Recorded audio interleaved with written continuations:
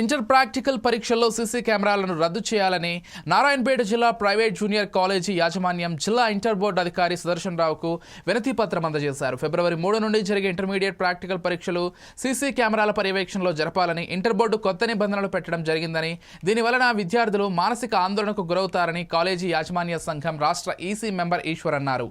Intermediate practical పరీక్షల్లో CC కెమెరాలు పెట్టడం ద్వారా విద్యార్థులు తీవ్రంగా నష్టపోతారని ఆయన అన్నారు. లో భాగంగా మరి ఫిబ్రవరి 3 తారీఖు నుంచి సైన్స్ విద్యార్థులకు ప్రయోగ పరీక్షలు నిర్వహించబడుతున్నాయి. అయితే గతంలో ఎన్నడూ లేని విధంగా ఇంటర్ విద్యార్థుల సైన్స్ విద్యార్థులకు మానసికంగా క్షోభ కలిగించేటటువంటి ఈ పరీక్షల సమయంలో ఇంటర్ బోర్డు సెక్రటరీ గారు అనాలోచిత నిర్ణయము సరైన టైంలో కాకుండా మరి జనవరి 17 తారీఖు నాడు ఒక సర్కులర్ జారీ చేయడం జరిగింది.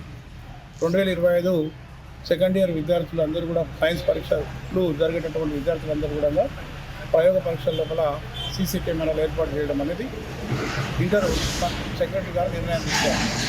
అయితే ఫిబ్రవరి 3 తారీఖు నుంచి పరీక్షలు పెట్టుకొని జనవరి 17, 20 తారీఖు నాడు మరి విద్యార్థులకు మీరు రాబోయే 3 తారీఖు నుంచి జరిగేటటువంటి పరీక్షల్లో